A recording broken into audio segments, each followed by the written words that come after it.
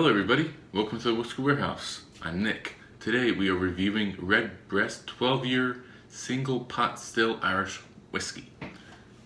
And it comes in this little box here. Makes it a little fancy. Goes for about $60, $65 around Cincinnati area. Can vary from state to state. As you can see, I've already had a little bit. One of my favorites that I've tried. Shorter bottle than most, so very good design. It's aged for 12 years, given the 12 in the name. It's a single pot still, which means this is a blend of malted barley and unmalted barley. So basically cooked barley and raw barley. Barley. And like I said, it's around $60.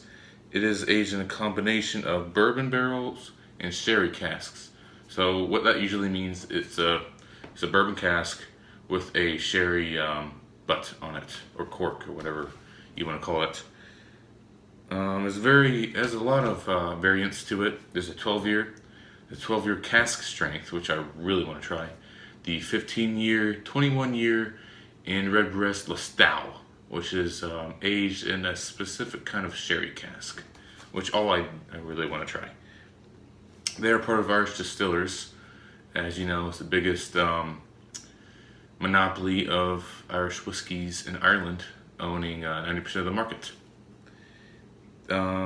Redbreast itself debuted in 1903 by Jameson and Sons Corporation. So, and then back then it was called the J.J. Liquor 12-year.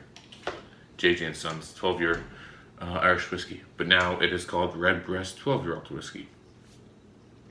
So enough of my fat mouth going off. Let's try this shit. Yeah. Alright. It's got this nice cork. It is real. So you know you got a pretty decent whiskey on your hands.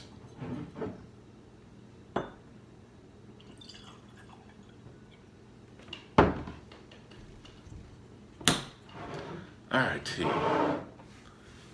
the color, a little darker from the Bushmills we had last episode. Still that golden color, but it's a little tad bit darker. Not really sure if you can see it on my very bad iPhone 6 camera. The legs, see them a little bit. They come down a little slower than the ones we've had before this week. Give it a sniff. Oh man. Ah, so good. Buttery baked biscuit. And shortbread cookie, as the whiskey tribe would put it. Some lighter fruits, pears, apples. Just a delightful smelling whiskey. Give it a taste.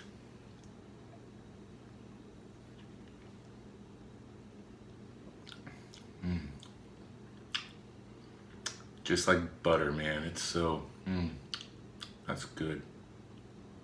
This is probably one of my top 3 Irish whiskeys. The price is a little high, but it is a damn good whiskey. Almost get cooked like roasted marshmallow and aftertaste a little bit. It's the first time I've gotten that. Brown sugar, almost. A light brown sugar.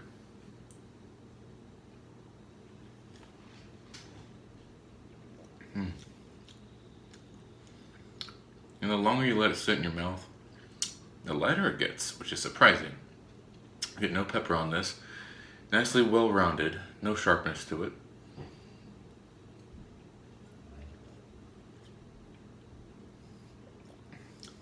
It does not taste like 80 proof, which it is.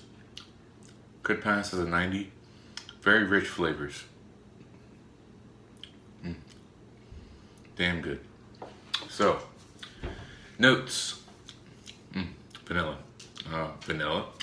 Vanilla. Some light brown sugar with some light fruit notes, pears, apples. And then I get some roasted marshmallow too, which I don't really find much of. Yeah, so we'll do a couple more tastes.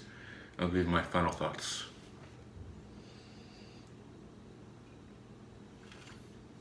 A little more pepper actually, as you sip it, but not a lot. And it's followed by delightful honey on the throat. The finish is weak, but a little longer than the generic 4 Irish whiskeys that I named in our last video, which you can find up here in the Bushmills review. This is gonna rate high for me.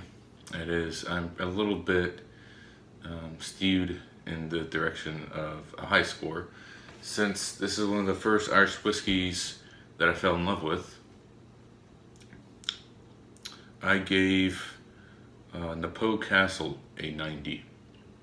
So, as Irish whiskeys go, I would probably give this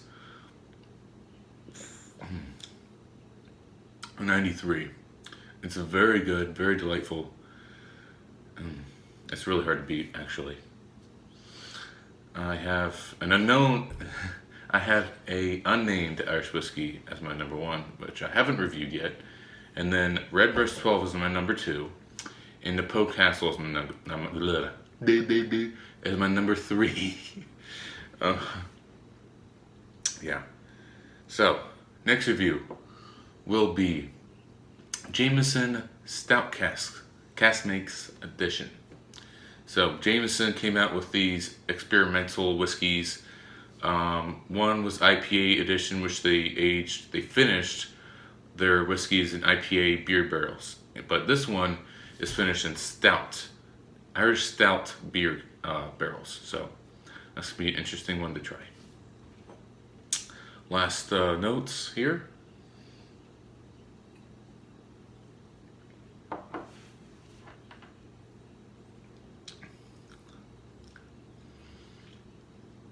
Buttery biscuits, light fruit notes, roasted marshmallows, and light brown sugar.